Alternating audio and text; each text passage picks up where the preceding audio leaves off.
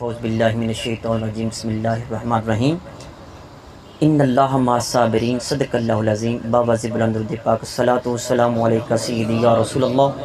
الصلاۃ والسلام علیکہ سیدی یا حبیب اللہ الصلاۃ والسلام علیکہ سیدی یا نبی اللہ وعلی آلک و صحابک سیدی یا محبوب اللہ تنم فرسودہ جہاں پاراز ہجراں یا رسول اللہ دلم پی مردہ آواراز اسیاں یا رسول اللہ ذکر دا خیش حیرانم سیاشی دروز اسیانم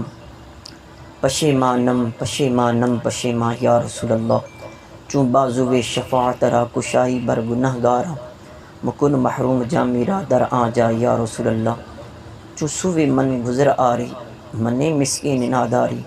فدائے نقش نالینت کنم جا یا رسول اللہ گناہ گارم سیاہکارم شفاعت یا رسول اللہ خراب و خستہ و خارم شفاعت یا رسول اللہ تو غنی از ہر دو عالم مم فقیر روز محشر عذر ہائے مم پذیر گر تمی بینی حسابم نا گزیر از نگاہ مصطفیٰ پناہ بگیر میری زندگی کا مقصد تیرے دین کی سرفرازی میں اسی لیے مسلمان میں اسی لیے نمازی میری نہایت واجب الاحترام عزیز بزرگ و دوستو، جب کوئی بندہ اللہ کی راہ پہ چلتا ہے اس کو سلوک کی منازل کہتے ہیں، یعنی وہ رستہ جس پہ چل کے بندہ اللہ کے قریب جاتا ہے، اللہ کے محبوب علیہ الصلوۃ والسلام کے قریب جاتا ہے، اللہ کے نیک بندوں کے قریب جاتا ہے، اس کو سلوک کی منازل کہتے ہیں۔ جب ان منزلوں پہ بندہ سفر شروع کرتا ہے تو اس کو 3 طرح کے مراحل سے گزرنا پڑتا ہے۔ 3 مرحلے جب وہ طے کرتا ہے پھر اللہ بھی مل جاتا ہے، اللہ کا محبوب بھی مل جاتا ہے، اللہ تعالیٰ کے محبوب کے اصحاب بھی مل جاتے ہیں، اہل رسول بھی مل جاتے ہیں اور اولیاء امت رسول بھی مل جاتے ہیں۔ وہ 3 درجے کون سے ہیں اور پھر ہم نے یہ دیکھنا ہے کہ کون کون سے بزرگ ان مقامات پر فائز ہوئے اور یہاں پہ جا کے جو ڈٹ کے قائم رہے، ثابت قدم رہے، وہ بزرگ ہستیاں کون سی تھیں۔ اللہ تعالیٰ کی بارگاہ میں دعا ہے اللہ تعالیٰ عمل کر کے آگے پہنچانے کی توفیق عطا فرمائے۔ یہ جو 3 درجے، اس میں سب سے پہلا درجہ ہے صبر کا، دوسرا ہے توکل کا اور تیسرا درجہ ہے مقام رضا۔ یہ جو پہلا درجہ ہے اس کی آگے مزید 2 کیٹیگری کی ہیں اور پہلی کیٹیگری کی 3 آگے قسمیں، چوتھی وہ علیحدہ ہے۔ اور یہ صبر کے جو مراتب بیان کیے ہیں یہ شیخ ابو بکر شبلی رحمۃ اللہ علیہ، یہ حضور غوث اعظم شیخ عبد القادر جیلانی رحمۃ اللہ علیہ کے مشائخ میں سے ہیں۔ آپ نے اس کے 3 درجے بیان کیے ہیں۔ اس کے مین 2 کیٹیگری ہیں کہ زاہدوں کا صبر اور ایک ہے عاشقوں کا صبر۔ زاہدوں کے صبر کی پھر آگے 3 قسمیں، الصبر للہ، الصبر علی اللہ، الصبر مع اللہ۔ الصبر للہ کا مطلب ہے کہ بندہ اوامر و نواہی پہ عمل کرتے ہوئے، اوامر امر کی جمع حکم، اللہ تعالیٰ نے جس چیز کا حکم دیا ہے وہ کرنا، نواہی نہیں کی جمع جس کا مطلب ہے اللہ تعالیٰ نے جس کام سے روکا ہے اس سے رک جانا۔ اب اللہ تعالیٰ کے دیے ہوئے حکم پر عمل کرتے ہوئے، مالک نے جس سے روکا ہے اس سے رکتے ہوئے جو بندے کو تکالیف برداشت کرنی پڑتی ہیں ان کے اوپر جب بندہ صبر کرتا ہے اس کو کہتے ہیں الصبر للہ۔ مثلاً ہم نماز کے لیے صبح اٹھتے ہیں، نیند بہت زبردست آئی ہوتی ہے، لوڈ شیڈنگ کی وجہ سے رات لائٹ جاتی رہتی ہے، صبح کو آپ بڑے ہمت اور طاقت کے ساتھ صبح کو اٹھ کے وہ نماز پڑھنے کے لیے آتے ہیں۔ سردیاں آ رہی ہیں تو ٹھنڈے پانی سے وضو کرنا بھی جہاد سے کم نہیں ہے۔ تو اللہ نے حکم دیا کہ فجر کی نماز پڑھنی ہے، اب مسجد میں آ کے نماز پڑھتے ہیں تو اس کے اوپر جو آپ کو تکلیف کلفت برداشت کرنی پڑتی ہے اس کو کہتے ہیں الصبر للہ۔ اسی طرح مالک نے جس سے روکا ہے، آپ یہاں پہ بیٹھے ہیں، اللہ اس کے رسول صلی اللہ علیہ وآلہ وسلم کے دین کو سیکھنے کے لیے، بزرگوں کی زیارت کرنے کے لیے بیٹھے ہیں، تو یہاں آپ کا بیٹھنا اور دوسرے جو لوگ ہیں، کوئی ٹی وی دیکھ رہا ہے، کوئی کیبل دیکھ رہا ہے، کوئی موبائل فیس بک واٹس ایپ وغیرہ استعمال کر رہے ہیں، طرح طرح کی وہ چیزیں دیکھ رہے ہیں اور وقت اپنا گناہ میں گزار رکھے ہیں۔ مالک نے ان سے منع کیا ہے، روکا ہے، وہ نہیں رک رہے، آپ رکے ہوئے ہیں۔ یہاں آپ کا بیٹھنا، چل کے آنا، یہاں نیند کو قربان کرنا، یہ اس کے اوپر آپ صبر کر رہے ہیں تو کہتے ہیں صبر للہ، یعنی اللہ تعالیٰ کے لیے صبر کرنا۔ دوسرا آپ دیکھیں کہ آپ زندگی جب گزارتے ہیں، سارے لوگ کسی نہ کسی کاروبار سے وابستہ ہیں، کوئی جاب سے ریلیٹڈ لوگ یہاں پہ بیٹھے ہیں، تو حلال کے اوپر نو کمپرومائز، حلال کھانا ہے، حلال کمانا ہے۔ اب حلال کماتے ہوئے، حلال کھاتے ہوئے آپ کو جو تکالیف برداشت کرنی پڑتی ہیں، ان پہ صبر کرنا، اس کو کہتے ہیں الصبر للہ۔ اسی طرح ہم حرام سے بچتے ہیں، تو حرام سے بچنا یہ بھی بہت بڑا ایک صبر ہے۔ ہمارے ہاں دینداری کا بڑا ڈنڈورا پیٹتے ہیں، لیکن اس وقت تک جب حلال اور ہمارے مفاد کے درمیان ٹکراؤ نہیں آتا، جیسے ان کے درمیان ٹکراؤ آتا ہے تو یقیناً ہماری اکثریت ایسی ہے کہ ہم حلال کو چھوڑ دیتے ہیں اور جو حرام ہے اس کی طرف چلے جاتے ہیں۔ یہاں رشوت، چوری، ڈاکہ زنی، دھوکہ دینا، فراڈ کرنا، یہ ساری چیزیں ہم اس وقت تک برداشت کرتے ہیں جب تک ہمارے مفاد اور اس کے حلال کے درمیان کوئی ٹکراؤ نہیں آتا۔ جیسے ٹکراؤ آئے تو ہم اپنے مفاد یعنی حرام کو لے لیتے ہیں اور باقی چیزوں کو چھوڑ دیتے ہیں۔ دیکھیں، آپ حلال کماتے رکھیں، حلال روزی کا ایک لقمہ آپ کے دل میں ایسا نور پیدا کرے گا، کبھی اس کے بعد سر سجدے میں رکھ کے اللہ کی بارگاہ میں عبادت کر کے دیکھنا، سجدے کی لذت محسوس ہوگی۔ یعنی ایسی تمام تکالیف جو کہ اوامر و نواہی کو برداشت کرتے ہوئے آپ صبر کرتے ہیں، اس کے کہتے ہیں صبر للہ۔ اس سے اگلی سٹیج ہے الصبر علی اللہ۔ اس کا مطلب ہے کہ اللہ تعالیٰ نے جو کچھ آپ کے مقدر میں، تقدیر میں لکھ دیا ہے، اس کے اوپر صبر کرنا اور ساتھ شکر بھی کرنا، تکبر نہ کرنا، اس کو کہتے ہیں الصبر علی اللہ۔ یعنی آپ کو صحت ملے یا آپ کو بیماری ملے، آپ کو خوشی ملے یا غم ملے، آپ کے پاس پیسے ہوں یا نہ ہوں، آپ کے دوست ہوں یا نہ ہوں، خاندان والے اپنے بنے یا چھوڑ دیں، ساری دنیا آپ کے حق میں ہو جائے یا ساری دنیا خلاف ہو جائے، صرف آپ اللہ کی رضا پہ راضی رہیں، آپ صبر کرتے رکھیں، اس کو کہتے ہیں الصبر علی اللہ۔ یعنی کہ حالات کیسے بھی آ جائیں، اتنے ایکسٹریم لیول پہ پہنچ جائیں، آپ صرف صبر کرتے رکھیں، مالک کی رضا پہ راضی رہیں۔ وہ کوئی بزرگ تھے، تجارت کا کاروبار تھا ان کا، تو ایک دفعہ اپنے مریدین میں بیٹھے تو ایک مرید دوڑتا ہوا کہ عرض کرتا ہے کہ حضور، ہمارا جو جہاز ہے وہ سامان تجارت نفع کے ساتھ وہ لے کے آ رہا تھا، تو رستے میں طوفانی لہروں کی زد میں آ گیا اور سب کچھ تباہ ہو گیا۔ آپ نے اس طرح سر جھکایا، دل کی طرف دیکھا، سر اٹھایا، کہا الحمدللہ۔ ابھی آپ بیٹھے تھے، مریدین خاموش تھے، ایک شخص اور دوڑتا ہوا آ کے عرض کرتا ہے کہ حضور، وہ جو خبر پہلے ملی تھی تو ایسی، لیکن وہاں پہ انہوں نے کنٹرول کر لیا، کپتان نے بڑی اچھے انداز میں جہاز کو وہاں لہروں سے نکال لیا، ہمارا سامان تجارت بھی بچ گیا ہے الحمدللہ، اس کے ساتھ نفع بھی کافی آیا۔ آپ نے سر جھکایا، دل کی طرف دیکھا، پھر اٹھایا، کہا الحمدللہ۔ تھوڑی دیر کے بعد مریدین نے عرض کیا کہ حضور، ہم نے دو کیفیتیں دیکھیں، نقصان کی خبر ملی، سر جھکایا، اٹھایا، الحمدللہ کا، پھر جب فائدے کی خبر ملی، آپ نے سر جھکایا، اٹھایا، الحمدللہ کا۔ اس میں ہمیں سمجھ نہیں آئی۔ آپ نے فرمایا کہ دونوں حالتوں میں میں نے اپنے دل کی طرف نگاہ کی، میں نے دیکھا کہ نقصان کے اوپر کہیں دل پریشان تو نہیں،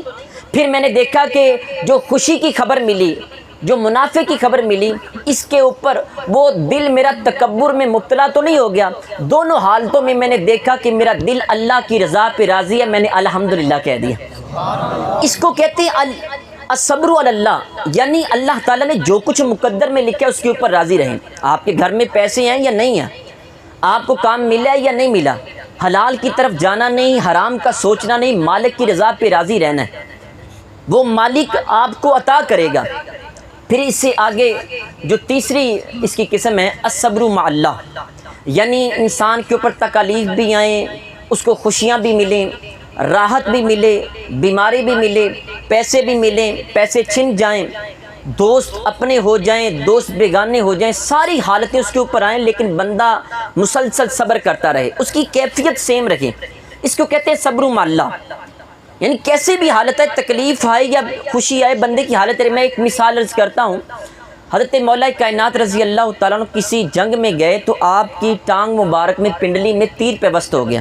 اب صحابہ کرام بڑے پریشان ہوئے، کیا کریں؟ مولا کائنات کے جسم اطہر کی خاصیتیں یہ تھی کہ سردی میں آپ گرمی کے کپڑے گرمی میں سردی کے پہنتے تھے، آپ کو گرمیوں میں گرمی نہیں لگتی تھی، سردیوں میں سردی نہیں محسوس ہوتی تھی، آپ کا جسم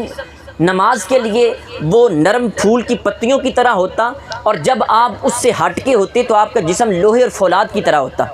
اب تیر نکالنا بڑا مشکل ہو گیا، اب اسی انداز میں لگا، تو صحابہ کرام نے مشورہ کیا جب مولا کائنات نماز ادا کریں گے تو پھر تیر نکال لیں گے۔ جب آپ نے نماز شروع کی، نماز سے فارغ ہوئے تو خون دیکھا، پوچھا یہ کہاں سے آیا؟ عرض کی کہ حضور وہ آپ نماز پڑھے تو ہم نے تیر نکالی۔ کہا مجھے پتہ بھی نہیں چلا،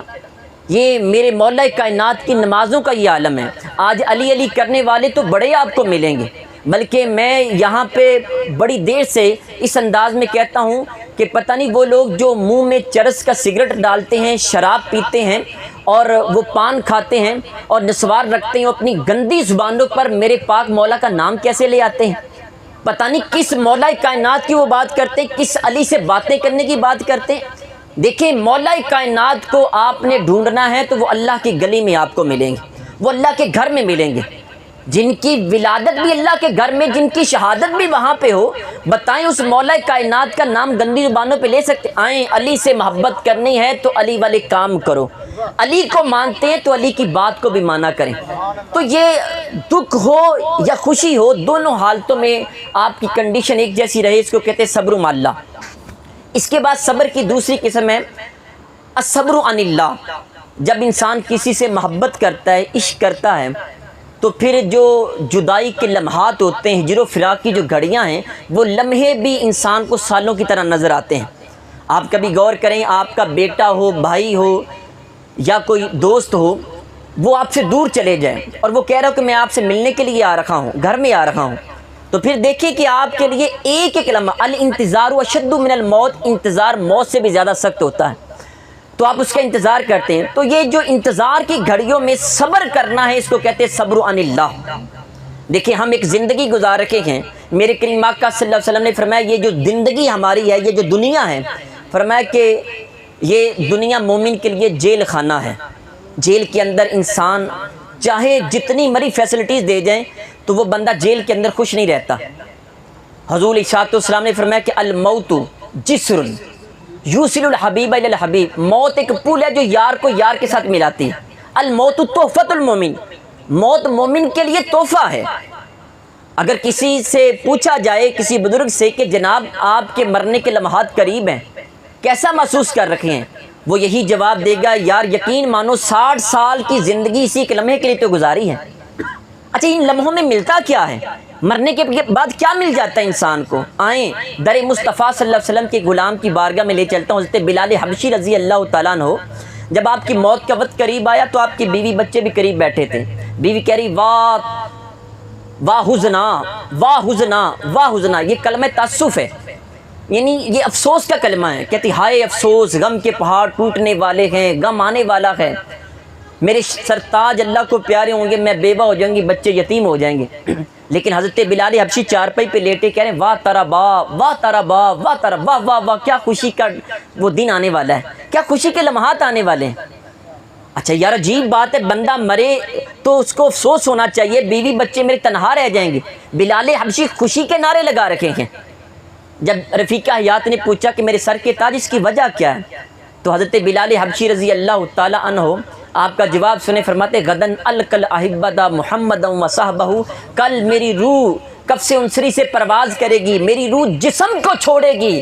اور میں قبر میں جاؤں گا، وہاں حضور سے بھی ملاقات ہوگی، حضور کے غلاموں سے بھی ملاقات ہو جائے گی۔ تو یہ جو الصبر عن اللہ ہے،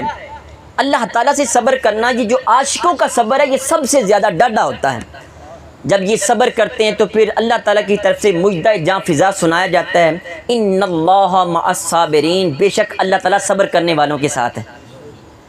اور کہیں یہ فرماتا ہے کہ پھر ان کے اولئک علیہم صلوات من ربہم ورحمہ، ان کے اوپر اللہ تعالیٰ کی طرف سے رحمت اور صلوات بھی وہ اترتی ہے، رحمت کی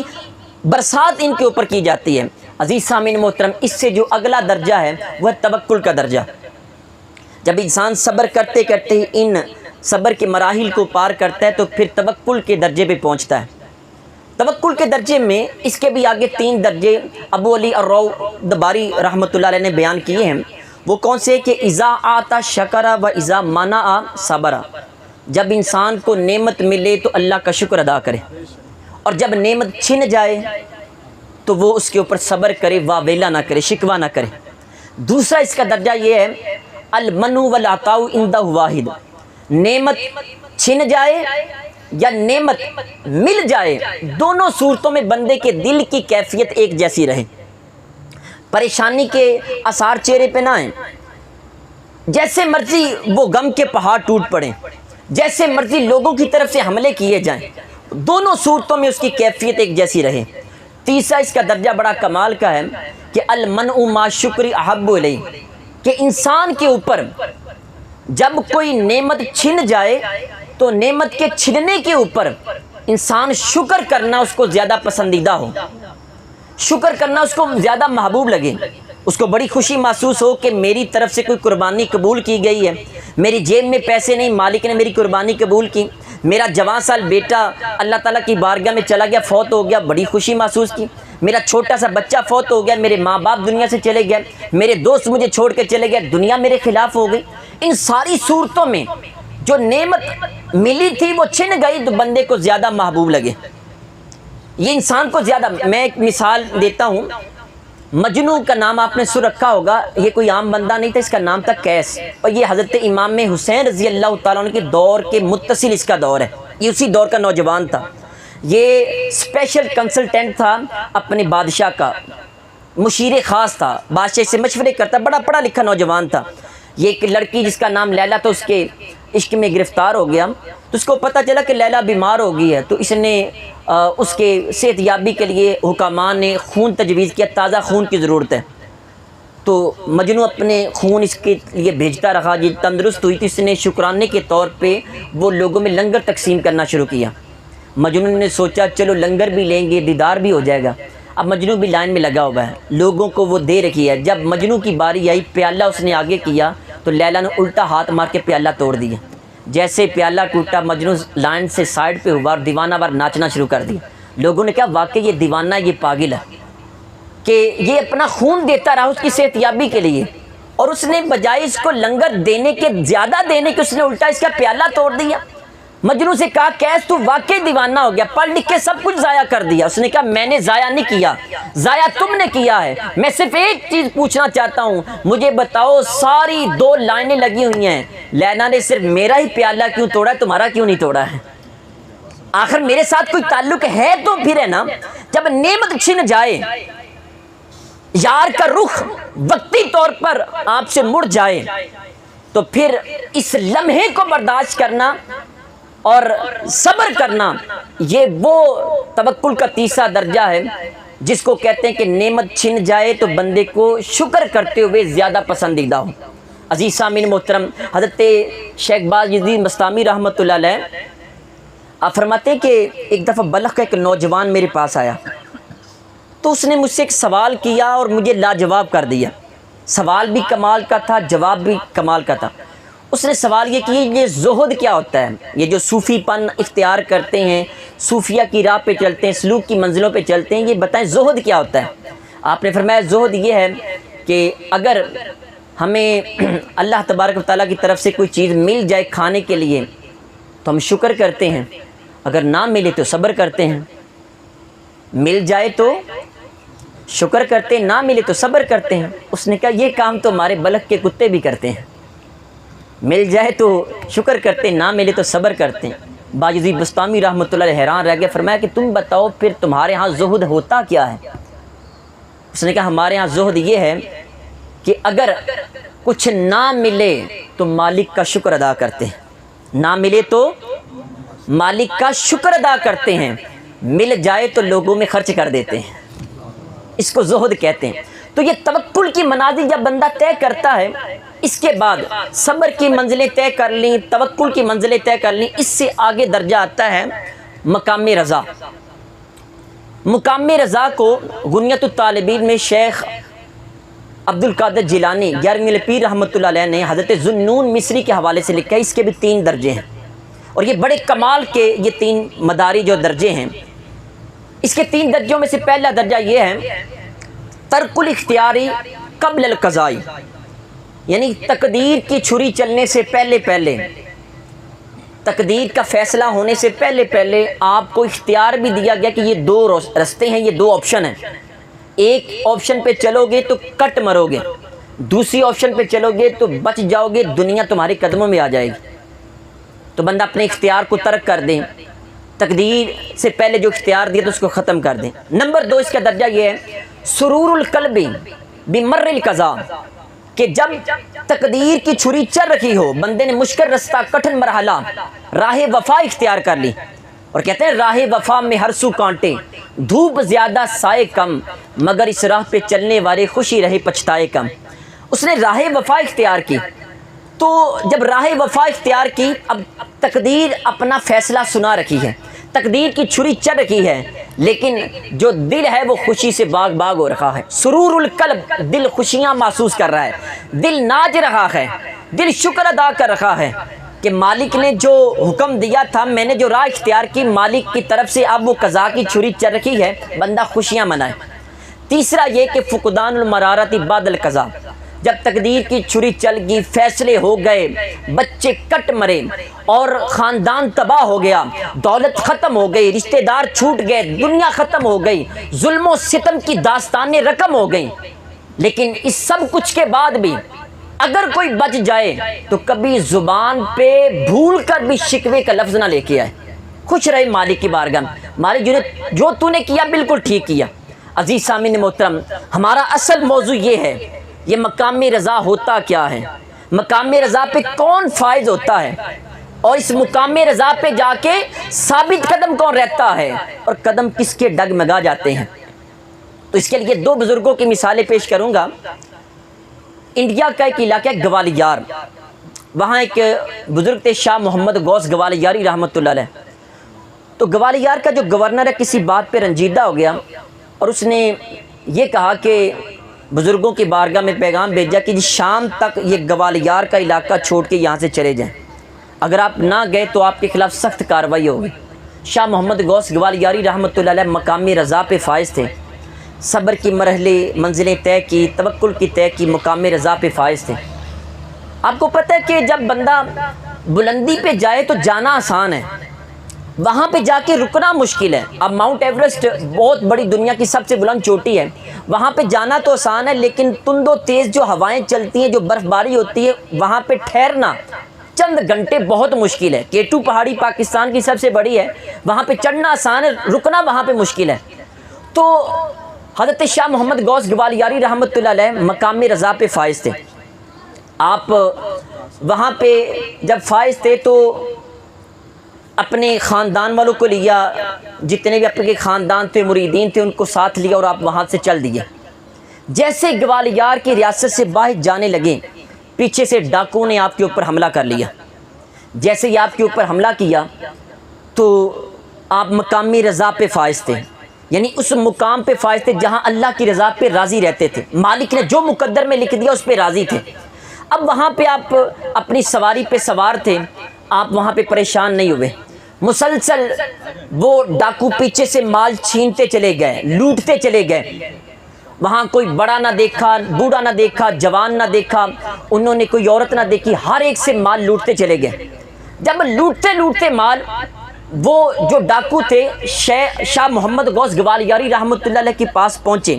آپ کے پیچھے آپ کی 9 سالہ ایک نواسی وہ بھی بیٹھی تھی، اس کے کان میں سونے کی بالیاں تھیں۔ اب ڈاکوؤں نے بجائے وہ لینے کے، ایک ڈاکو آگے بڑھا، اس نے زور سے جب بالیاں کھینچی، اس کان سے کھینچی تو وہاں بھی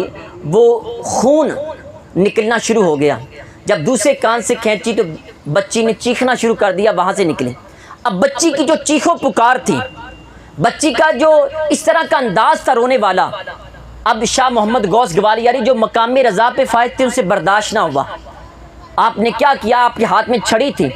چھڑی کو آپ نے اس طرح ہوا میں تصرف کے انداز میں گھمایا، گھمانے کی دیر تھی تو یقین مانے جتنے بھی ڈاکو تھے سارے ڈاکوؤں کے سر تن سے جدا ہو کے زمین پہ گر پڑے، سب کے سر تن سے جدا ہو کے زمین پہ گر پڑے۔ اب بڑے یہ کرامت آپ پہلے بھی دکھا سکتے تھے، آپ مقام رضا پہ فائز تھے، آپ ایک اعلیٰ درجے پہ فائز تھے، وہاں پہنچنا آسان ہے، رکنا مشکل ہے۔ ایک بچی کے کانوں سے خون نکلا تو برداشت سے بات باہر ہوئی اور آپ نے کرامت دکھائی، ڈاکوں کے سر تن سے جدا ہو گئے۔ یہ جو انداز ہے کہ ڈاکوں کے سر کے تن سے جدا ہونے کا، یہ کرامت پہلے بھی دکھا سکتے تھے۔ آپ وہاں گوالیار میں رہتے تو وہاں کا جو مالک تھا ریاست کا، اس کو کرامت پہلے بھی دکھا سکتے تھے، وہ تباہ و برباد ہو جاتا، ریاست پہ خود حکمرانی کر لیتے، لیکن آپ نے نہیں کی۔ مقام رضا پہ فائز تھے لیکن قدم ڈگمگا گئے، ایک 9 سالہ نواسی کا خون برداشت نہ کر سکے، کانوں سے نکلا ہوا خون برداشت نہ کر سکے، کرامت دکھا دی، مقام رضا سے نیچے آ گئے۔ اس سے آگے حضرت شیخ احمد شربینی رحمۃ اللہ علیہ جامع کرامات اولیاء میں ہے، یہ بھی مقام رضا پہ فائز تھے۔ ان کا ایک چھوٹا سا بچہ تھا، بیٹا بیمار ہو گیا، آپ کی بیوی بیٹے کو اٹھا کے آپ کے پاس آئی کہ جناب آپ اللہ کے برگزیدہ ہیں، آپ کی لو اللہ کے ساتھ لگی ہوئی ہے، میرا ایک چھوٹا سا کھلونا ہے، یہی میرا سہارا ہے، آپ تو اللہ اللہ کرتے دن رات، آپ ایسے کریں، اللہ سے دعا کریں، لوگ آپ کے پاس آتے ہیں، دعائیں کرواتے ہیں، آپ ہاتھ اٹھاتے ہیں، اللہ قبول فرماتا ہے، تو میرے بیٹے کے لیے بھی دعا کریں کہ اللہ تعالیٰ اس کو شفا عطا فرما دیں۔ حضرت شیخ احمد شربینی رحمۃ اللہ علیہ فرمانے لگے نہیں، میں اس کے لیے دعا نہیں کروں گا، مقام رضا پہ فائز ہوں، مالک کی جو رضا ہے اس پہ میں بھی راضی ہوں، اگر زندہ اس نے رہنا ہے پھر بھی راضی ہوں، اگر اس کی موت کا وقت مقرر ہو چکا پھر بھی راضی ہوں۔ بیوی نے بڑی منتیں کی، ترلے کیے، بہت کچھ کیا، لیکن آپ نے دعا کے لیے ہاتھ نہ اٹھائے۔ آپ بیٹھے تھے، بیٹے کی طبیعت زیادہ خراب ہو گئی اور آپ کے بالکل ہاتھوں میں بیٹا تھا، اب بالکل ملک الموت تشریف لے آئے، ملک الموت روح قبض کرنے ہی لگے تھے کہ شیخ احمد شربینی رحمۃ اللہ علیہ کے قدم مقام رضا پہ ڈگمگا گئے، اور آپ کے تصرف کا یہ عالم تھا، اس طرح نگاہ آسمانوں کی طرف اٹھائی تو لوح محفوظ پر بچے کی موت کے لیے جو تقدیر لکھی ہوئی تھی، آپ کے نگاہ اٹھانے کی دیر تھی کہ وہاں تقدیر کے حکم کو تبدیل کر دیا گیا۔ آپ نے ملک الموت سے کہا ارجع الی ربک، اے ملک الموت اپنے رب کی بارگاہ میں واپس چلے جاؤ، فإن حکم موتی قد نسخ، ان کی موت کے حکم کو منسوخ کر دیا گیا ہے، موت کا حکم منسوخ ہو چکا، اس کا وقت تبدیل کر دیا گیا ہے۔ دیکھیں بڑے بڑے بزرگ مقام رضا پہ فائز ہوئے لیکن قدم ڈگمگا گئے، کسی کی 9 سالہ بچی کے کانوں سے خون نکلا تو مقام رضا سے نیچے آ گئے، کسی کے بیٹے کی روح قبض کرنے لگے تو مقام رضا سے نیچے آ گئے۔ اب یہ 3 میں نے درجے آپ کے سامنے بیان کیے، اب ہم چلتے ہیں سید الشہداء، امام کرب و بلا کی طرف، امام حسین رضی اللہ تعالیٰ عنہ کی بارگاہ میں کیا ان 3 درجوں میں آپ بھی فائز تھے یا نہیں؟ آپ کے خاندان والے بھی اس پہ فائز تھے یا نہیں تھے؟ بڑے سوالات آپ کو محرم الحرام کا مہینہ ذہن میں اٹھتے ہوں گے، تمام سوالات کے جواب انشاءاللہ آپ کو اس گفتگو میں، اس نتیجے میں ملیں گے۔ حضرت امام حسین رضی اللہ تعالیٰ عنہ، اب مقام رضا کے 3 درجے میں نے بیان کیے۔ پہلے کہ ترک الاختیاری قبل القضاء، تقدیر کی چھری چلنے سے پہلے بندے کو اختیار دیا گیا ہو، آپشن ہو، اس رستے پہ جاؤ گے تو کچھ بھی نہیں بچے گا، اس پہ جاؤ گے تو آسائشات، تعیشات، سہولیات، زندگی کے تمام مزے اس رستے میں ہیں، کون سا رستہ اختیار کرنا ہے؟ تقدیر سے پہلے آپشن دی گئی تو آپ نے یہ والا وفا والا رستہ اختیار کیا۔ اب اگر دیکھا جائے امام علی مقام رضی اللہ تعالیٰ عنہ کی زندگی میں تو آپ مقام رضا پہ فائز تھے لیکن بے خبری میں آپ کی شہادت نہیں ہوئی ہے، مکمل خبر تھی۔ میرے کریم آقا صلی اللہ علیہ وسلم گھر میں تشریف فرماتے تو بارش برسانے والا فرشتہ نے اللہ تعالیٰ سے اجازت طلب کی کہ مالک سرکار کی بارگاہ میں حاضری دینا چاہتا ہوں، اللہ تعالیٰ نے اجازت دے دی، سرکار کی بارگاہ میں آئے، بیٹھے تھے تو حضرت ام سلمہ رضی اللہ تعالیٰ عنہ حضور علیہ السلام کی رفیقہ حیات وہ گھر میں تھی، فرمایا دروازے پہ کھڑی ہو جائیں اور کوئی بھی بندہ گھر کے اندر داخل نہ ہو، میں خاص ملاقات کر رہا ہوں۔ تو حضرت ام سلمہ کہتی میں دروازے پہ کھڑی تھی کہ وہاں سے ایک چھوٹا سا بچہ حضرت امام حسین رضی اللہ تعالیٰ عنہ جن کا نام تھا، کہتے وہ اچھلتے کودتے ہوئے آئے اور مجھے تھوڑا سا میرے دائیں بائیں ہوئے، میں ان کو پکڑنے لگی لیکن دوڑتے ہوئے سرکار کی بارگاہ میں آ گئے۔ حضور صلی اللہ علیہ وآلہ وسلم تشریف فرما تھے، سرکار دو عالم صلی اللہ علیہ وسلم کی کندھوں پہ آ کے چڑھ کے کھیلنا شروع کر دیا۔ اور ام سلمہ کہتی میں اندر آئی، میں نے معذرت کے انداز میں عرض کیا کہ حضور میں نے روکنے کی کوشش کی لیکن امام حسین رضی اللہ تعالیٰ عنہ وہ دوڑ کے اندر آ گئے۔ حضور صلی اللہ علیہ وآلہ وسلم نے فرمایا کوئی بات نہیں۔ تو جو فرشتہ تھا بارش برسانے والا عرض کرنے لگا کہ حضور آپ اپنے اس نواسے سے پیار کرتے ہیں؟ سرکار نے فرمایا ہاں میں کرتا ہوں۔ فرمایا آپ کے اس نواسے کو میدان کرب و بلا میں شہید کر دیا جائے گا۔ پھر عرض کیا کہ حضور میں آپ کو مٹی بھی لا کے دکھاتا ہوں۔ اس نے اس طرح ہاتھ مارا تو کربلا کی جو خون آلود مٹی تھی وہ آپ کی بارگاہ میں حاضر کر دی۔ تو اس سے پتہ چلا کہ حضرت امام حسین رضی اللہ تعالیٰ عنہ کی جو شہادت تھی بے خبری کے عالم میں نہیں ہوئی، یہ نہیں کہ آپ کو پتہ نہیں تھا، تو بے خبری کے عالم میں نہیں تھی، ترک الاختیاری قبل القضاء، تقدیر کی چھریاں بھی چلنی تھی۔ پتہ تھا کہ امام حسین خود بھی شہید ہوں گے، جوان سال بیٹے بھی شہید ہوں گے، ننھے منے بچے بھی شہید ہوں گے، خیموں کو آگ لگائی جائے گی، وہاں ظلم و بربریت کا ایک ماحول وہاں پہ بسایا جائے گا، لیکن امام علی مقام رضی اللہ تعالیٰ نے وہی رستہ اختیار کیا، راہ وفا میں ہر سو کانٹے، وفا والا رستہ اختیار کیا، جفا والا اختیار نہیں کیا۔ پھر اس سے اگلا درجہ دیکھیں، اگلا یہ ہے کہ سرور القلب بھی مر القضا، کہ جب تقدیر کی چھری چل رہی ہو، دل خوشیاں منا رہا ہو، دل خوش ہو رہا ہو، اللہ کی رضا پہ راضی بھی ہو، شاکر بھی ہو، صابر بھی ہو، یہ لمحات بھی ہمیں میدان کربلا میں دیکھنے کو ملے کہ جب امام علی مقام کا جوان سال علی اکبر جب ان کا لاشا اٹھا کے لائے تو آپ کی زبان پہ شکوہ نہیں تھا، مقام رضا پہ قدم ڈگمگائے نہیں، ادھر 9 سالہ بیٹی کے کانوں سے خون نکلے تو کرامت دکھا دی جائی، اور یہاں پہ چھوٹے سے بچے کی زندگی کا مسئلہ آیا تو کرامت دکھا کے ان کی موت کے حکم کو منسوخ کر دیا گیا، لیکن ننھے علی اصغر کا لاشا ہاتھ میں اٹھائے ہوئے ہیں۔ یقین مانیے اگر آپ کرامت دکھاتے تو یزیدی سارے کے سارے نیست و نابود ہو جاتے، آپ اشارہ یا برو کرتے تو دریا پانی لے کر آپ کے قدموں میں پہنچ جاتا، اگر آپ چاہتے زمین پانی نکال دیتی، چاہتے تو آسمان وہ دریا بہا دیتا، لیکن کرامت نہیں دکھائی، مالک کی رضا پہ راضی رکھے۔ پھر اس سے آگے چلیں، تیسرا درجہ یہ ہے فقدان المرارت بعد القضاء، گلے پہ چھریاں چل گئی، بیٹے شہید ہو گئے اور ساتھی دوست احباب سارے شہید ہو گئے، خیموں کو آگ لگا دی گئی، ایک جوان سال صرف شہزادہ وہ امام زین العابدین علی الاوسط وہی صرف بچے تھے، باقی سارے جام شہادت نوش کر کے، حتیٰ کہ امام علی مقام بھی جام شہادت نوش کر گئے، ایک شہزادے بچے تھے۔ میں نے یہ عرض کیا کہ فقدان المرارت بعد القضاء، تقدیر کی چھری چل جائے بعد میں بھی زبان پہ کبھی بھولے میں بھی شکوہ نہ آئے۔ اس خاندان کے سید الشہداء تو بڑی دور کی بات، یہاں کا ایک ایک شہزادہ بھی مقام رضا پہ فائز ہے، اور کہیں مسئلہ بن گیا، کوئی ایسا معاملہ ہو گیا تو قدم مقام رضا پہ ڈگمگائے نہیں ہیں۔ حضرت امام زین العابدین نے جو یہ خونی منظر اپنی آنکھوں سے دیکھا تھا، بعد میں آپ امام سجاد بھی کہلاتے ہیں، بہت زیادہ سجدے کرنے والے، دن رات اللہ کی عبادت میں رہتے۔ پھر آپ نے شہر سے باہر ایک خیمہ لگایا، وہاں پہ آپ اللہ اللہ کرتے رہتے۔ ایک دفعہ ایسے ہوا کہ آپ وہاں پہ عبادت میں مصروف تھے، ایک شخص دوڑتا ہوا گھبراتا ہوا آیا، پوچھا خیریت ہے؟ جی یزیدی فوج میرے پیچھے لگی ہوئی۔ فرمایا ہوا کیا؟ کہا کہ یزید کسی بات پہ ناراض ہو گیا ہے اور مجھے مارنے کا حکم جاری کر دیا، اور میں نے کہا کہ پناہ ڈھونڈوں، مجھے باہر یہی خیمہ نظر آیا، میں آپ کے پاس آ گیا۔ فرمایا بیٹھو۔ آپ نے 1 دن 2 دن 3 دن اس کی خدمت کی، آہ بھگت کی اس کی۔ جب وہ جانے لگا تو آپ نے ٹھنڈا شربت اس کو پلایا، آتے ہوئے بھی پلایا، جاتے ہوئے پھر اس کی خدمت کی۔ جب جانے لگا تو زادے راہ سفری سامان بھی دیا، یہ کچھ کھانے پینے کے، یہ کچھ پیسے رکھ لو اور اپنے سفر پہ روانہ ہو جاؤ۔ جب وہ خیمے کے دروازے کے قریب پہنچا تو رک گیا،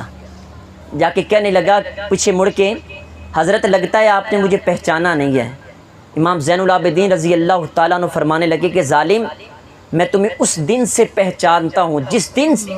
تم میرے ابا جان اور میرے خاندان والوں کی گردنوں کے اوپر چھریاں چلا رکھے تھے۔ کہا پھر یہ سلوک کیسا؟ فرمایا وہ تمہارا کردار تھا، مہمان بن کے گئے تھے، یہ ہمارا کردار، تم مہمان بن کے آئے۔ فقدان المرارت بعد القضاء، گلے پہ چھریاں چل بھی جائیں زبان پہ کبھی شکوہ نہیں لائے ہیں۔ عزیز دوستو، پوری گفتگو کا جو کرکس اور نچوڑ ہے وہ آپ کے سامنے یہ عرض کرتا ہوں۔ دیکھیں ہماری زندگی میں بھی بڑے مراحل ہیں، جو سال بیت گئے گزر گئے، سب سے پہلے صبر کی منزلیں طے کریں، صبر کی منزل میں سب سے پہلی منزل حلال و حرام میں تمیز کریں، عبادات اور جن کاموں سے مالک نے روکا ہے ان سے رکنے کی کوشش کریں، پھر مرحلہ توکل پہ آئیں، اپنے رب کی ذات پہ توکل کریں۔ حضور صلی اللہ علیہ وسلم فرماتے ہیں کہ اگر تم چڑیوں کی طرح، پرندوں کی طرح اللہ کی ذات پہ بھروسہ کرو، ان درختوں پہ کئی چڑیوں نے گھونسلے بنا رکھے ہوں گے، ان کے گھونسلوں کے اندر کوئی دانے نہیں پڑے ہیں، کوئی آٹا نہیں ہے، کچن کا سارا سامان موجود نہیں ہے، اب وہ خالی پیٹ ہو چکے ہیں، صبح کو اٹھیں گے اللہ کی ذات پہ توکل کریں گے، مالک کھانے کو بھی دے گا، جمع کرنے کو بھی عطا کرے گا، بچوں کے لیے بھی دے گا۔ اللہ کی ذات پہ پرندوں کی طرح بھروسہ کرو، اللہ بھی تمہیں عطا کرے گا۔ پھر مقام رضا پہ فائز رکھیں، یہ نہ ہو کہ تھوڑا سا تمہارے اوپر مشکل وقت آئے، تمہارے قدم ڈگمگا جائیں۔ اگر زندگی میں تمہیں کوئی بھی پریشانی ہو، سب سے پہلے سید الشہداء کو سامنے رکھیں، آپ کے خاندان کو سامنے رکھیں، سب کچھ لٹا دیا پھر بھی مالک کی رضا پہ راضی ہیں۔ عزیز سامعین محترم، یہی درس کربلا ہے، یہی زندگی گزارنے کا ڈھنگ ہے، یہی زندگی گزارنے کا طریقہ ہے۔ اللہ تعالیٰ کی بارگاہ میں دعا ہے جو کچھ پڑھا سنا اس پر عمل کر کے آگے پہنچانے کی توفیق عطا فرمائے۔ وما علیہ الا البلاغ المبین۔